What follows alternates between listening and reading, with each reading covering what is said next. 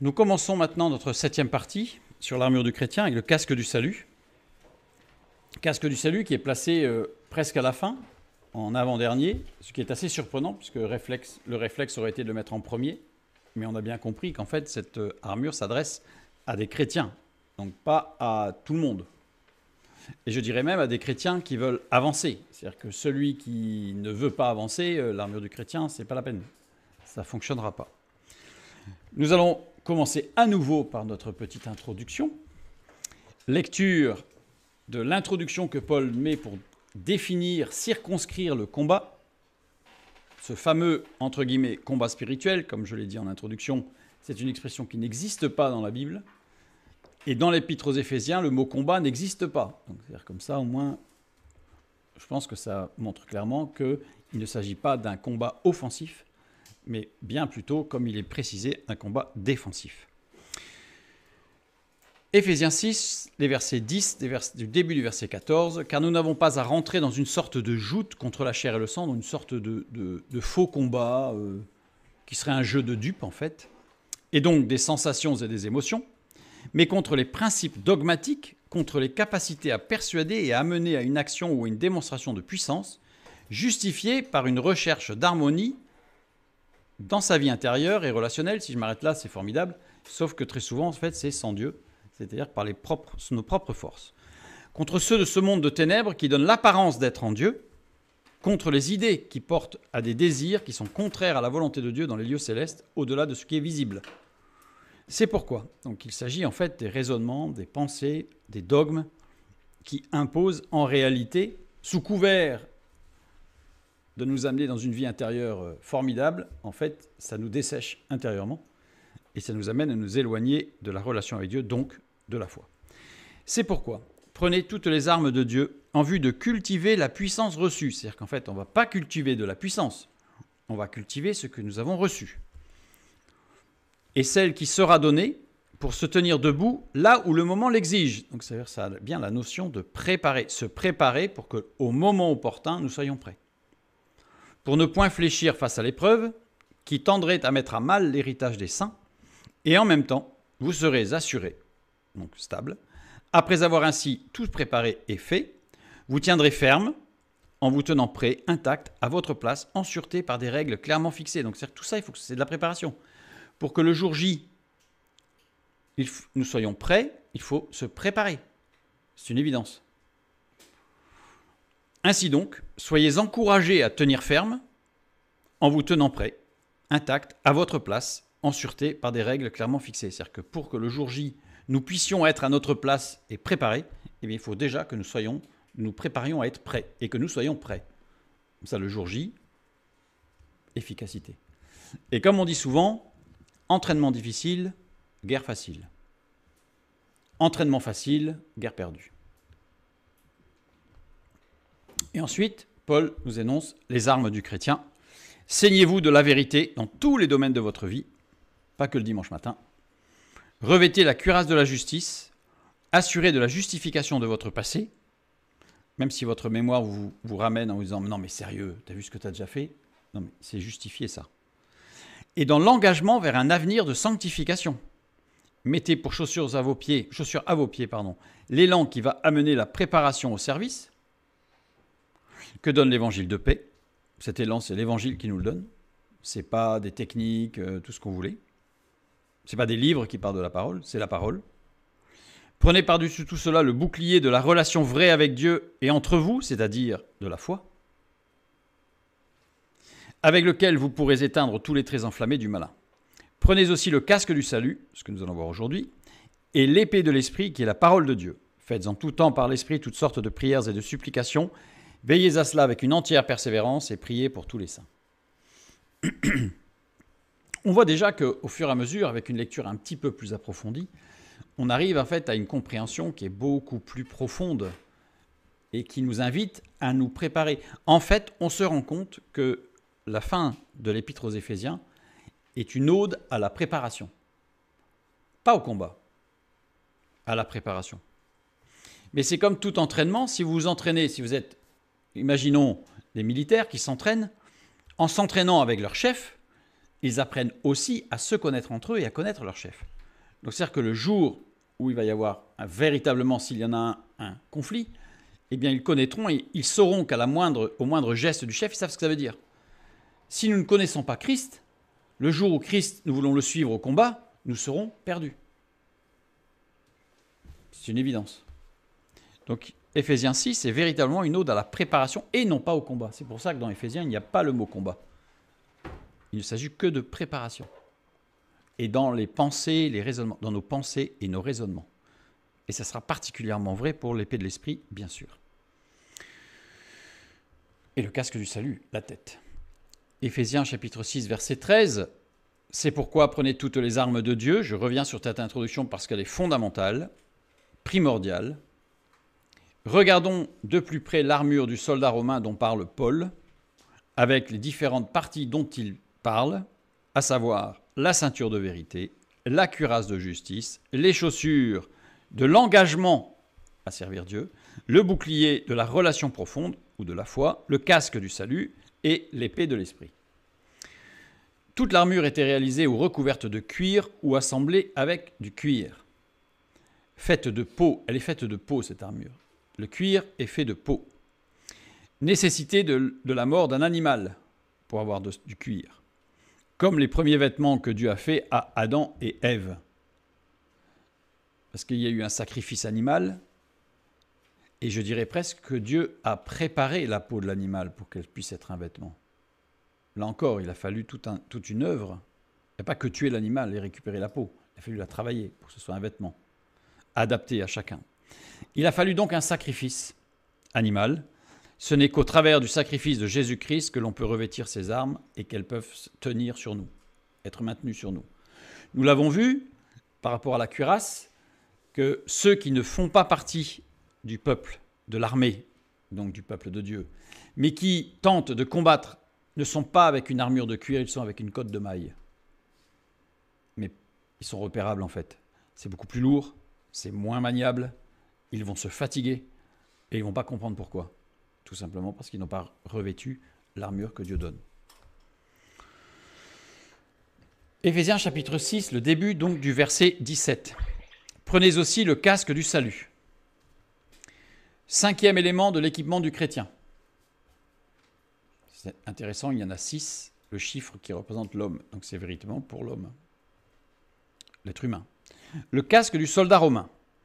Avant la réforme de Marius, encore une fois, cette réforme elle a fondamentalement changé, comme on l'a vu, l'équipement du soldat romain. 2 casques étaient d'usage dans l'armée romaine. Le casque de type Montefortino. Il était en bronze ou en laiton. Et le casque de type Coolus. Il était en bronze ou en laiton, mais possédait un léger protège-nuque derrière, contre les coups.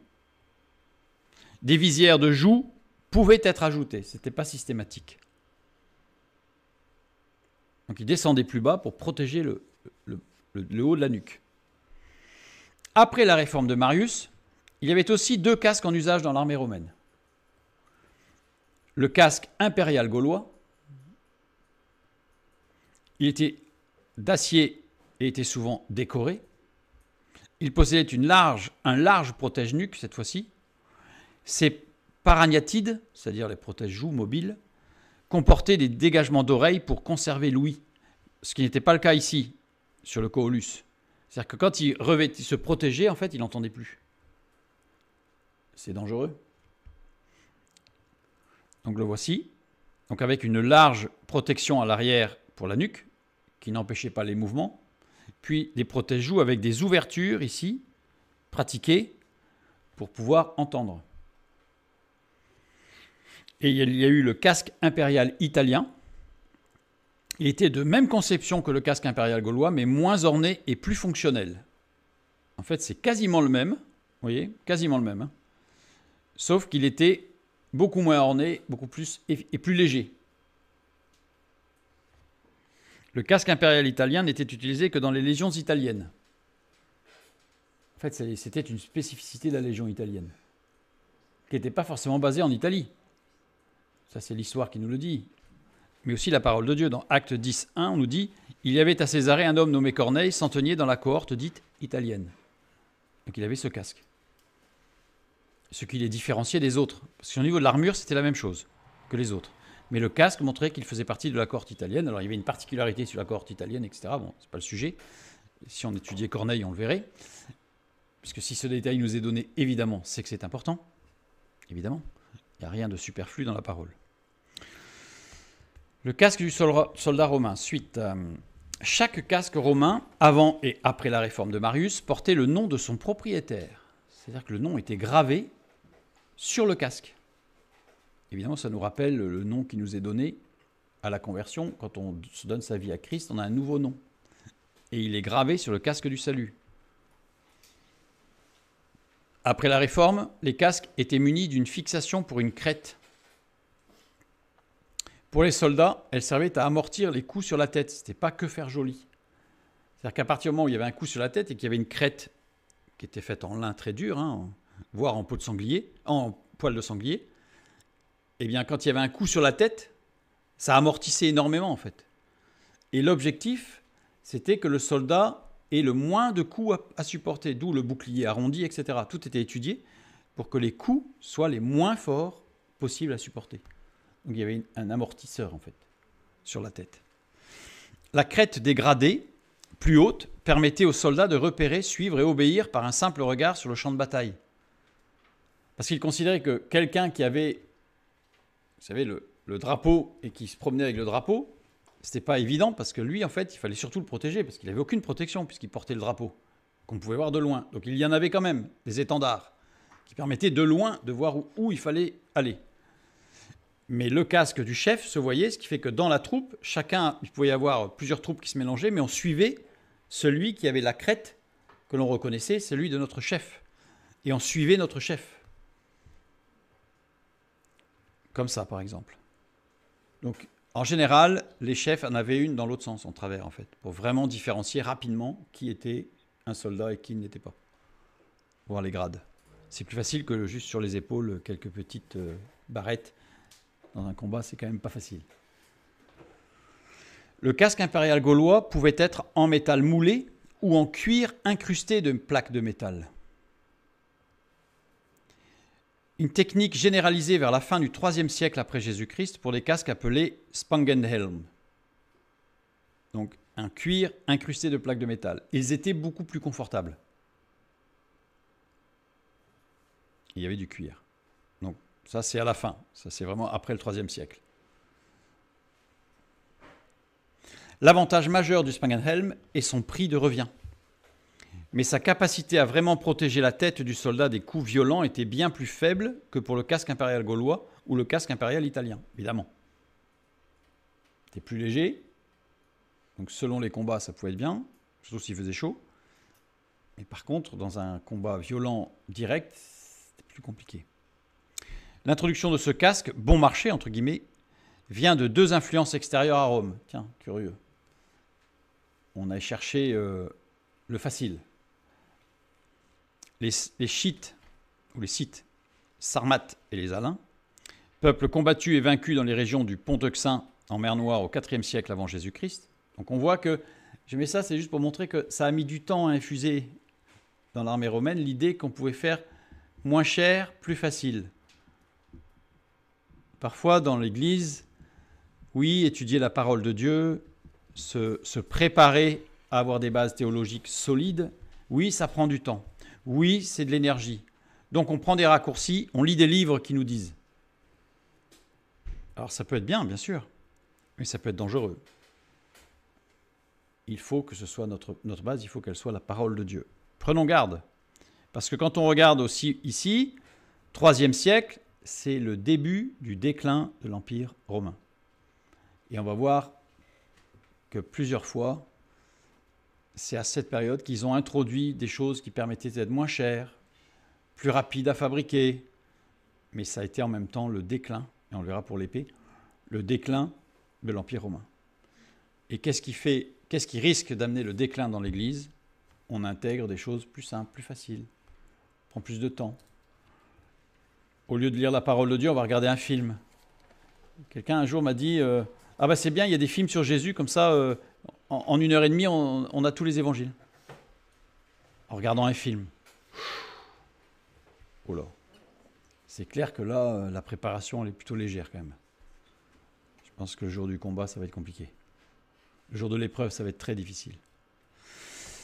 Les Germains, donc une autre influence, on va dire, les Germains orientaux, notamment les Goths, les Vandales et les Burgondes, peuple vainqueur des Romains dans le contexte des grandes invasions et de l'effondrement de l'Empire romain d'Occident entre le 4e et le 5e siècle. C'est-à-dire que ils ont perdu, plutôt que de réfléchir pourquoi ils ont perdu, ils se sont dit, ouais, on a perdu parce que leur équipement est meilleur que le nôtre, donc on prend le leur. Voilà.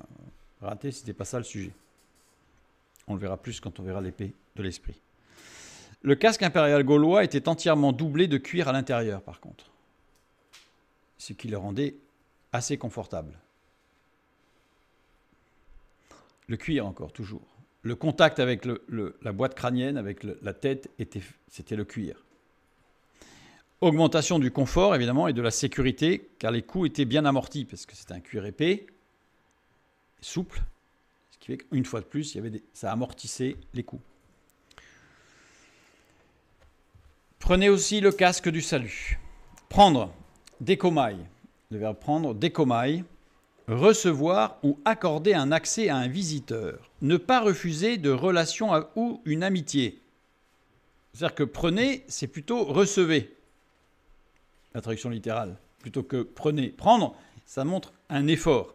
Recevoir, ça donne au contraire les bras ouverts et on prend ce que l'on donne. Il n'y a pas d'effort. On reçoit. Conjuguer à la voix moyenne déponente, évidemment. Qui c'est qui nous le donne? C'est le Saint-Esprit. Le sujet reçoit quelque chose pour lequel il a été actif pour l'acquérir. Mais ce n'est pas lui qui le prend. Mais il est actif pour l'acquérir. Comme recevoir, comme je le dis souvent, si on ne tend pas la main, l'objet tombe par terre. Donc il y a un moment donné, il faut faire quelque chose. Donc littéralement, on pourrait traduire par accéder à l'offre qui vous est faite et prenez aussi le casque du salut. Si on voulait être plus proche du texte. Le casque maintenant. Le casque, le terme grec utilisé pour casque, periképhalai. 2 occurrences. Donc il a employé 2 fois ce terme. Vite, allons voir la 2e fois pour voir si nous avons un sens qui va nous éclairer. 1 Thessaloniciens chapitre 5 verset 8. Mais nous qui sommes du jour, soyons sobres, ayant revêtu la cuirasse de la foi et de la charité, et ayant pour casque l'espérance du salut. Bon, c'est la même chose. En grec, il existe plusieurs termes pour désigner le casque. Kranos, le mot le plus courant pour casque en grec, utilisé dans les contextes militaires et spirituels, mythologie pour les Grecs, donc quand je dis spirituel, c'est aussi dans la philosophie grecque et dans les religions grecques. Donc c'était vraiment un terme très employé, kranos. Kranos qui a donné en français les termes comme crâne, qui est une partie du casque, ou crânien, relatif au crâne, cette fois-ci, à la tête. C'est l'origine étymologique. Nous avons un autre mot qui est le chorus. Chorus, terme plus ancien et poétique, désigne spécifiquement le casque des guerriers héroïques, des grands héros de la mythologie grecque. Ils n'avaient pas un kranos, ils avaient un chorus. Ils en faisaient quelque chose de plus grand, plus fort, plus beau. Racine utilisée dans les mots comme coryphée, chef de chœur, littéralement celui qui porte le casque, pour le chef de chœur. Arpax, moins courant, parfois utilisé pour des casques légers et des couvre-chefs guerriers. Plus rare, le arpax. Et le periképhalai, le nôtre, terme utilisé en philosophie. C'est un terme qui est exclusivement réservé à la philosophie. Ce n'est pas un terme de guerre. Donc forcément, ça veut dire qu'il y a un sens. Si Paul, inspiré du Saint-Esprit, n'a pas utilisé kranos, mais periképhalai, c'est pour évidemment nous orienter dans la compréhension du texte. Littéralement, ce qui entoure la tête. Donc ce n'est pas forcément un casque. Le casque, comme les armes précédentes, n'est pas utilisé dans un sens guerrier et offensif, ni dans le sens d'un combat spirituel. C'est afin que nous fassions attention et de nous protéger de ce qui entoure notre tête. chorus, Dieu ne nous demande pas de devenir des héros engagés dans des combats mythiques. Si Paul avait employé le mot « revêter le chorus du salut », ça veut dire qu'il nous invitait à devenir des héros de la foi, quoi, des champions et des championnes. Non, pas du tout. Arpax, il ne s'agit pas non plus de quelque chose de rare, occasionnel, voire poétique et un effet de style. Oh, j'ai le casque du salut et je fais des vers sans en avoir l'air. Donc non, c'est quelque chose de beaucoup plus pragmatique. Periképhalaya, il s'agit de quelque chose de l'ordre des pensées et de la réflexion, ce qui est autour de la tête. C'est ce qui est utilisé par les philosophes. À chaque fois que periképhalaya est utilisé, c'est pour protéger son raisonnement, ses raisonnements, ses pensées, la manière de penser. Donc, revêtez le casque du salut, c'est revêter ce qui va vous permettre de vous protéger dans vos pensées. Sachant que les pensées sont vraiment le siège, je dirais, de la majeure partie de nos difficultés. Pas toutes, parce que le corps aussi peut nous engendrer des difficultés, les relations, etc. Mais même une relation, même une douleur dans le corps, comment la gérons-nous dans notre raisonnement et dans notre façon de penser? Nous avions vu, dans les préliminaires, que Paul ne parle pas de renverser des murailles physiques, mais que Paul parle et explique que notre combat est de renverser des arguments et des raisonnements qui empêchent de connaître véritablement Dieu. Et là, le casque du salut, il arrive vraiment, on commence à arriver, on s'approche de plus en plus du cœur de notre combat spirituel à nous. Et là, nous comprenons qu'on va en fait en crescendo, on monte comme des marches d'escalier avec chaque arme, pour finir par l'épée de l'esprit que nous allons voir ce soir. Par ailleurs, nous avions vu, toujours dans les préliminaires, que l'âme, l'esprit étaient en communication l'un et l'autre, de façon très intime, je dirais, avec impossibilité pour nous de dissocier ce qui est de l'émotion de ce qui est de l'ordre de l'esprit, du spirituel, parce que ça se fond, comme se dégrader du rouge vers le jaune. Qui peut dire où s'arrête le rouge et où commence le jaune? Personne. Donc ici, le siège des pensées, des réflexions et des raisonnements, en fait, inclut l'âme et l'esprit. Ce n'est pas que l'esprit, ce n'est pas que l'âme. Quoique, pour certains, ceux qui sont sous l'influence du corps, ça va être corps-âme, et donc c'est l'âme qui va être le siège de la réflexion, et c'est mal parti pour trouver les bonnes conclusions. Puisque ça va être en fait sous l'influence donc des sens. Et là, ceux qui sont matérialistes, ceux qui refusent de voir la capacité spirituelle de l'être humain, ont raison. Tout est chimie et organique. Parce qu'en fait, l'âme va se baser sur des réactions chimiques, neurotransmetteurs, etc. Et sur la mémoire, bien sûr. Mais tout ça, ça va être de l'ordre de la chimie. Ce que le Saint-Esprit va nous amener, c'est à renverser cela, afin que ce ne soit plus de la chimie qui soit la base, fondement de nos raisonnements. Bien sûr, la chimie va rentrer en ordre, bien sûr, enfin en compte, mais que ce soit véritablement notre esprit, alimenté par l'Esprit de Dieu, et l'âme. Dieu dit « Faisons l'homme à notre image, selon notre ressemblance, et qu'il domine sur les poissons de la mer, sur les oiseaux du ciel, sur le bétail, sur toute la terre, et sur tous les reptiles qui rampent sur la terre. Dieu créa l'homme à son image, il le créa à l'image de Dieu, il le créa homme et femme. » Alors, c'est pas le sujet, mais ce texte, chaque fois que je le lis, ça me gratte un peu là. Donc, il le créa, non pas homme et femme, puisque les termes utilisés ne sont pas homme et femme, mais sont deux termes qui désignent il le créa, porteur du gène mâle et du gène femelle, on va dire, c'est-à-dire X, Y. Voilà. Parce qu'il le créa homme et femme, aujourd'hui, il vaut mieux clarifier les choses. Voilà, il n'était pas hermaphrodite. Il y a une théorie chrétienne qui dit qu'il était hermaphrodite. Non, il était homme, XY, justement, et c'est ce texte avec les deux termes hébraïques qui sont clairs. Donc je reviens sur notre étude. Nous allons parler de l'image. Nous sommes créés à l'image et à la ressemblance de Dieu. Tselem, image, désigne l'intelligence qui vient de Dieu. Ah, je refais je rembobine un peu la bande, j'ai oublié de dire. parce que là aussi, il faut clarifier. Dieu dit « faisons l'homme », c'est un pluriel.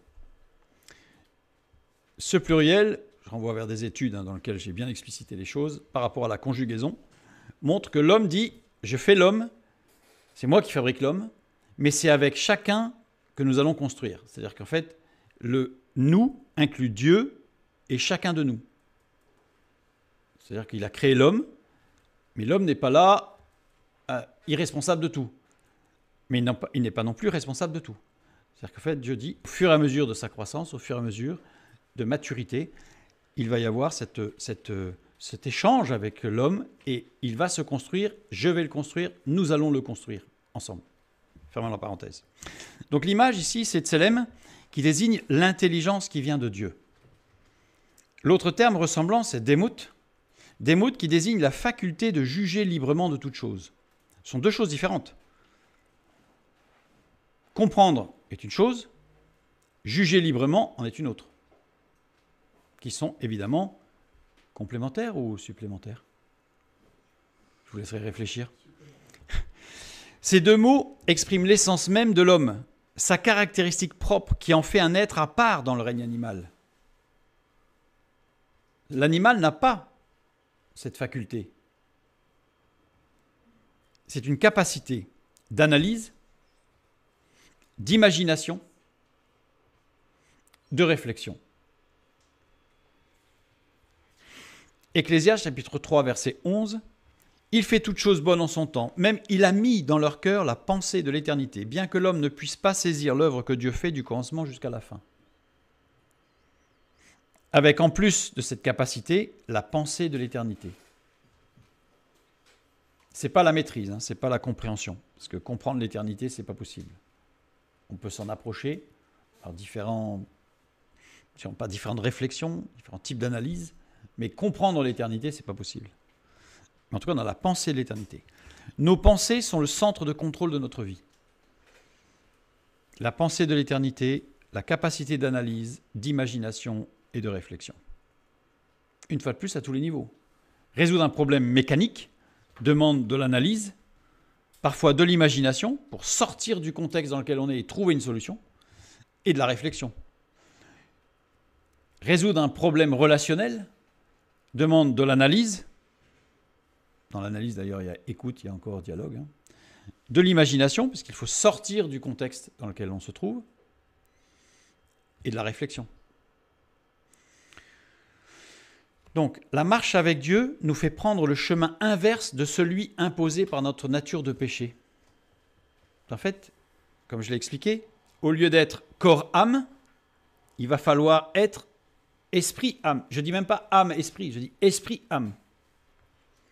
Romains 7, 23 à 25. « Je vois dans mes membres une autre loi qui lutte contre la loi de mon entendement et qui me rend captif de la loi du péché qui est dans mes membres.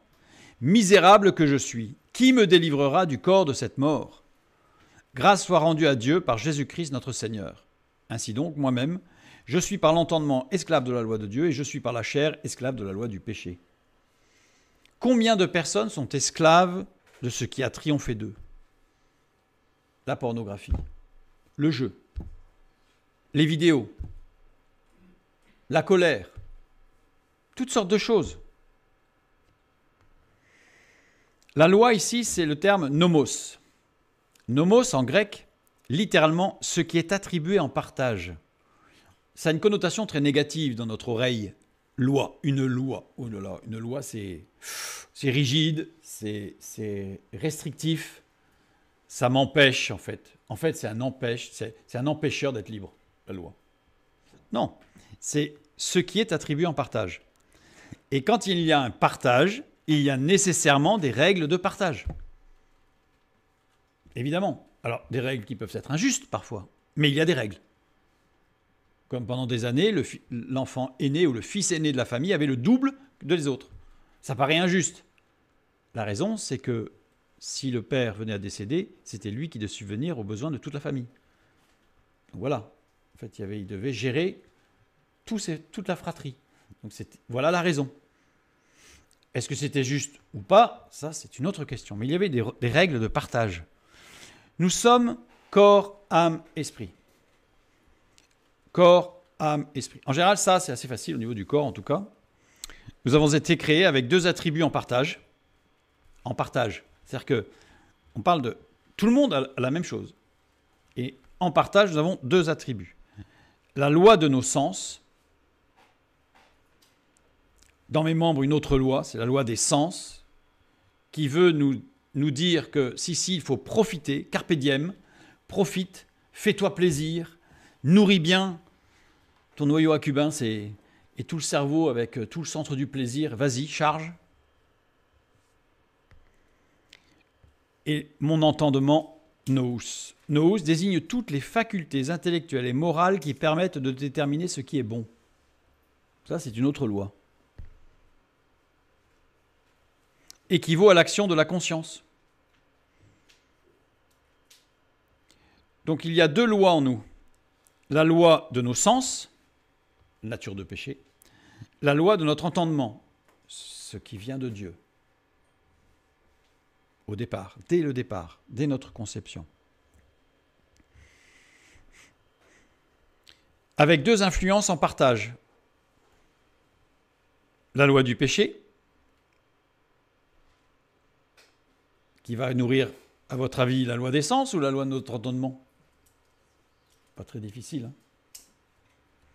Imposée par notre nature de péché, évidemment, la loi du péché qui va utiliser nos sens pour au maximum nous submerger et éviter à la loi de notre entendement de se manifester ou d'avoir un rôle important. Et il y a la loi de Dieu en partage, qui, elle, va activer la loi de notre entendement. Que l'on reçoit par l'Esprit Saint à la conversion. C'est-à-dire que la loi de Dieu, à la conversion, notre esprit est libéré de cette contrainte des sens, de la loi du péché, mais il va y avoir un travail pour inverser la vapeur. Ça ne se fait pas en un claquement de doigts, parce que Dieu dit « faisons l'homme à notre image, avec lui ». Donc il va falloir y aller, il va falloir avancer avec Dieu, au rythme de Dieu, pas trop vite, pas trop lentement. Que l'on impose par la marche dans la sanctification, c'est-à-dire qu'à un moment donné, il va falloir l'imposer, cette loi de l'entendement. À un moment donné, il va falloir prendre des décisions. Alors Dieu va nous aider au fur et à mesure. Tout ne va pas se faire du jour au lendemain. On va y aller par étapes. Pour devenir esprit, âme et corps. Le réflexe chez tout le monde, c'est de dire corps, âme, esprit. Notre réflexe devrait être esprit, âme et corps. Vous allez me dire, c'est rien, c'est tout. C'est-à-dire que dans notre manière de voir les choses, c'est l'esprit d'abord. Donc même en le disant, même en se forçant à le dire, on impose à notre cerveau de mettre les choses dans l'ordre. Pour moi, c'est la première chose à faire. Et vous allez voir que ce réflexe, ça va être compliqué au départ. Après, facile. Et du fait, après, une fois que c'est facile, vous allez voir qu'il y a des choses qui vont être, même dans la lutte contre des pulsions, des tentations, c'est beaucoup plus simple. Puisque dans notre cerveau, c'est esprit, âme et corps. Donc le réflexe, ça va être d'aller voir la loi de l'entendement. La conscience. La faculté de voir si ce qui est bon. Et nous avons la pensée de l'éternité. La pensée de l'éternité, c'est quoi? C'est le futur, l'espérance du futur. Et ça, c'est une astuce. Ça, c'est un point qui nous permet d'aller, d'être vainqueur dans la tentation, dans l'épreuve. Parce que la loi de l'entendement, c'est de se dire oui et après. Celui qui est tenté par l'adultère, par exemple, il va être tenté par une nuit torride, peut-être. Mais si, dans sa loi de l'entendement, il dit oui, mais demain matin, quand je vais me lever, et que je va falloir que je me rase et que je me regarde dans la glace, ça va faire quoi? Je peux vous assurer que ça va déjà calmer. Une tentation pour aller faire une expérience, je ne sais pas, la drogue. Oui, mais après, au réveil, ça va donner quoi? En fait, la pensée de l'éternité, elle nous permet de nous projeter sur oui, mais après. Parce que très souvent, la tentation, c'est vas-y, profite maintenant. Et la question à poser à cette petite voix, c'est de dire d'accord, mais après. Ouais, dans ma relation avec des collègues de travail qui avaient des vies complètement déréglées, ils en étaient fiers. Moi, ils se pavanaient, parce qu'intérieurement, ils n'en étaient pas fiers. Mais ça m'est arrivé plusieurs fois, quand ça s'y prêtait, bien sûr, et toujours dans une discussion seul à seul, pour ne pas humilier la personne en groupe, mais de dire, d'accord, tu me racontes ça, mais après. Et à chaque fois, la réponse a été quasiment la même. T'es pas drôle. J'ai dit, mais c'est pas le sujet. J'avais pas envie de faire de l'humour là. Je veux juste poser les choses et réfléchir. Donc réfléchis et après.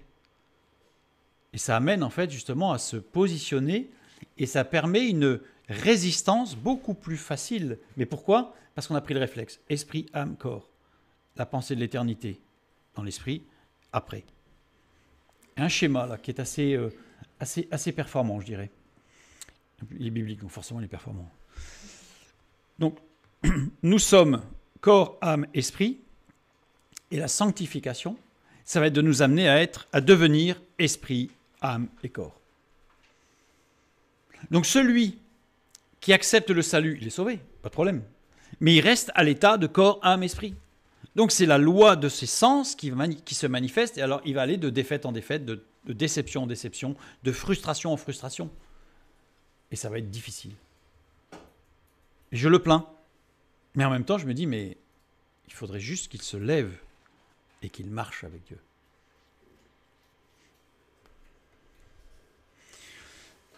Donc, nos pensées sont le centre de contrôle de notre vie, le casque. Il va falloir protéger nos pensées. Et on a déjà vu toute une dynamique qui va nous amener à protéger nos pensées. Notre nature de péché qui perd accès à cette partie de notre être au fur et à mesure de notre marche, tente de garder le maximum d'emprise sur elle. C'est-à-dire que notre nature de péché, voyant qu'il va y avoir une lutte intérieure, pour ceux qui ont été addicts, ou qui le sont encore, ils le perçoivent très bien, cette lutte intérieure. Pour ensuite jouer avec nos émotions. Parce que l'objectif, c'est de jouer avec nos émotions. Et nous éloigner de la loi de Dieu, qui, elle, n'est pas dans l'émotion. C'est dramatique parce que, malheureusement, de plus en plus dans les assemblées, on n'est plus dans la loi de l'entendement, on est dans la loi des sens, avec de la musique. Parce que nos sens, il y en a 9. Je ne vais pas rentrer dans les détails, mais il y en a 9. Donc, en général, on connaît bien les 5. Hein, et ils sont tous surexcités aujourd'hui. Par quoi? L'ouïe, la musique, ou le son très fort, même de films très violents, ou pas violents, mais de seul coup, il y a une scène violente et bram, avec des sons qui sont gérés d'ailleurs, qui sont beaucoup plus forts sur certaines scènes que sur d'autres, pour venir faire un impact psychique, je ne veux pas rentrer dans les détails, mais qui va générer des neurotransmetteurs, qui va nous permettre, dans les secondes qui suivent, d'avoir annihilé notre capacité de refus de quelque chose, et juste après, il y a une image qui passe, et elle passe comme dans du beurre mou. L'ouïe. Le goût, pour certains, c'est ce qu'on appelle la malbouffe, c'est-à-dire manger de différentes manières, différentes choses pour exciter le goût, même si on sait que c'est pas bon, mais c'est pas grave. On va parler, je ne vais pas tous les passer en revue, mais on va parler de la proprioception. Proprioception, c'est on dit bien, le sens de l'équilibre. Il n'a plus le sens de l'équilibre. La proprioception fait rentrer en jeu des réseaux nerveux qui sont spécifiques. Et à chaque articulation, on a des petits capteurs de partout qui nous permettent de garder l'équilibre. Il n'y a pas que l'oreille interne qui, évidemment, est un centre important de l'équilibre. Et l'équilibrioception, là, il y a tous les sports de l'extrême, où on va mettre à mal notre sens de l'équilibre. Le saut à l'élastique, le saut en parachute. Je ne dis pas que ce n'est pas bien. Je dis juste qu'il faut attention, il faut que tout soit mesuré. Or, on en arrive à des choses qui ne sont plus mesurées. Et on vient noyer notre système, on vient noyer notre être, et c'est corps, âme, esprit, et non pas esprit, âme et corps. C'est corps, âme, esprit quand on se laisse noyer par nos sens, et non pas esprit, âme et corps. Il y a le sens, ce qu'on appelle le trompe-la-mort. Donc là, il peut rentrer l'équilibre réception avec le saut à l'élastique, il peut rentrer la vitesse, il peut rentrer des tas de choses en fait. Voilà, je vous laisserai imaginer pour les 9 sens. La doloriception, vous allez me dire, non mais quand même là, c'est pas très excitant, parce que la doloriception, c'est la douleur. Mais vous savez qu'il existe des gens qui s'appellent des masochistes. Et c'est la souffrance qui leur donne une jouissance.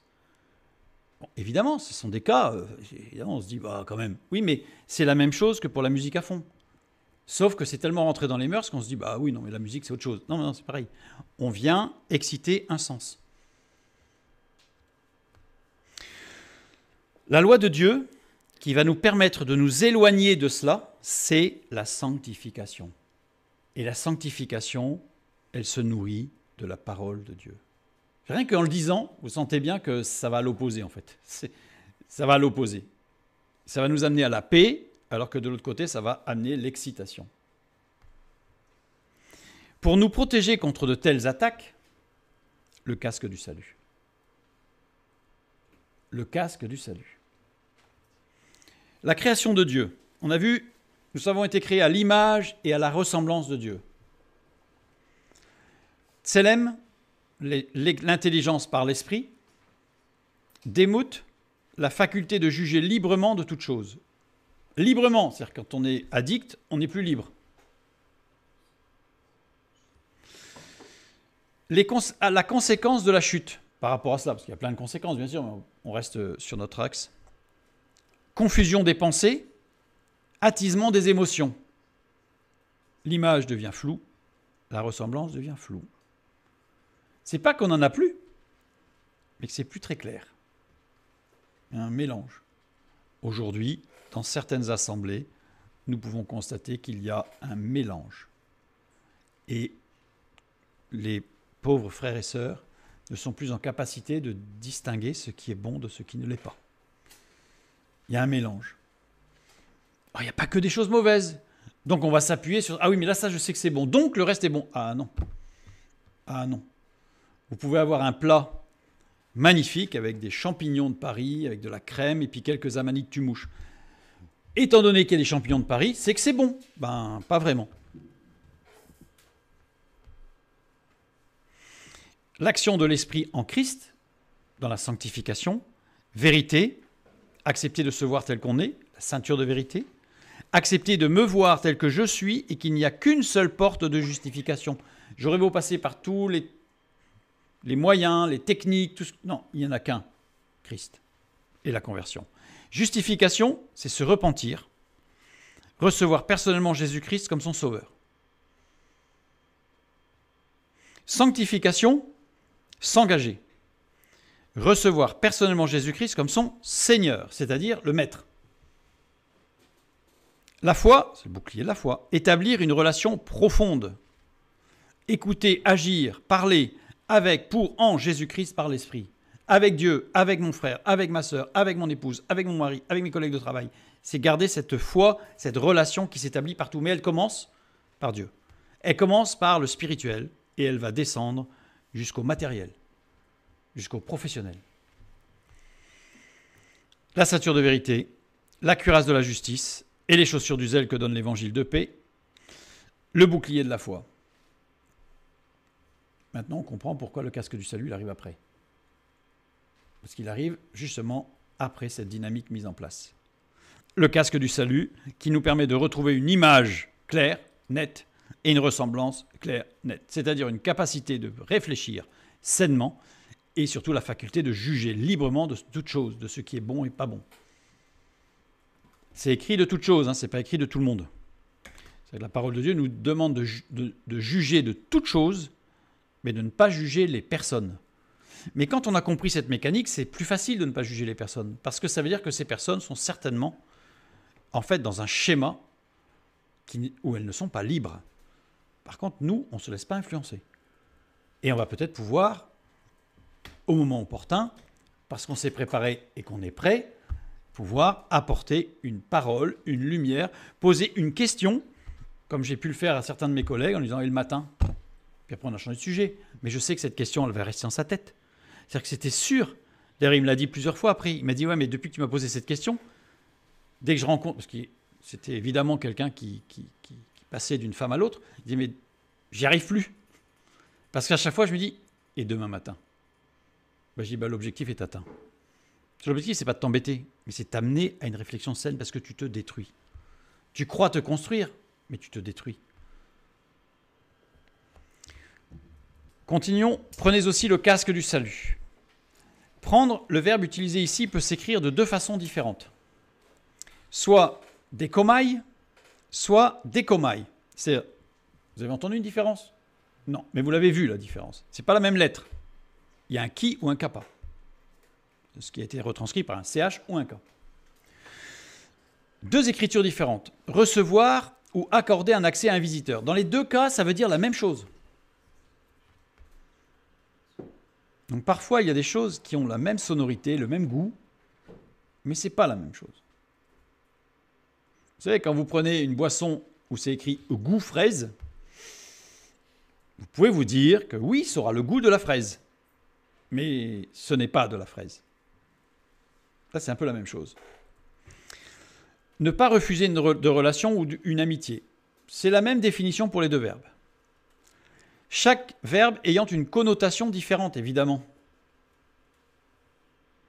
Dékomai, avec le ki, c'est-à-dire le ch, possède une idée d'ouverture volontaire ou d'hospitalité. Avec le kappa, ou retranscrit avec le k, possède une nuance de réception passive ou physique. Vous voyez la nuance? C'est fort, je trouve, comme nuance. Juste une lettre qui se prononce pareil. Évidemment, dans la parole de Dieu, c'est dékomai avec un ki. Évidemment, c'est vrai, le ch. C'est une évidence. Ça va sans le dire, mais c'est mieux en le disant. 2 Corinthiens 2, 14 et 15.